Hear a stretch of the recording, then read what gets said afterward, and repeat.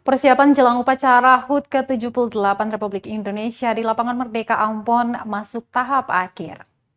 Jelang upacara Hari Ulang Tahun Kemerdekaan Republik Indonesia yang ke-78, pasukan pengibar bendera pusaka atau Paskibraka Maluku ikuti gladi bersih.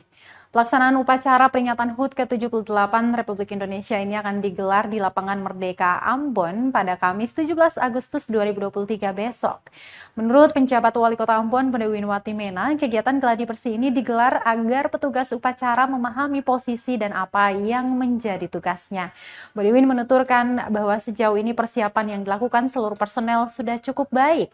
Dia melanjutkan, meski ada beberapa kekurangan dalam pelatihan tadi, namun sudah diperbaiki langsung oleh pelatihnya.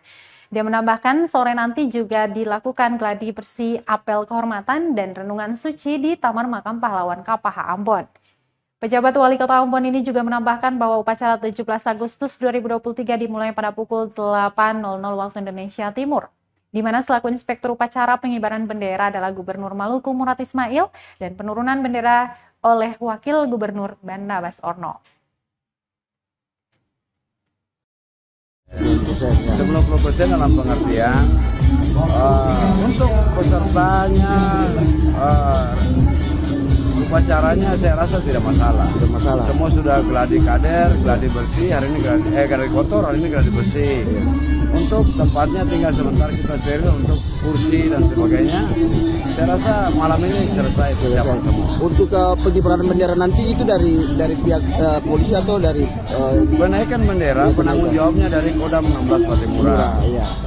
Penurunannya dari Lantamal 9 Ambon. Untuk AKRS-nya dari Lanut Patimura.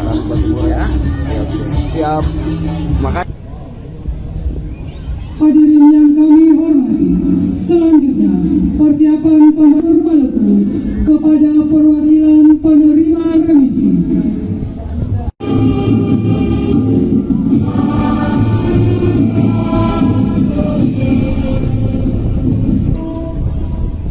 Persembahan Aubade selesai.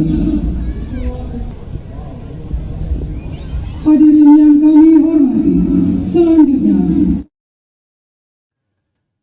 Terima kasih sudah nonton. Jangan lupa like, subscribe, dan share ya.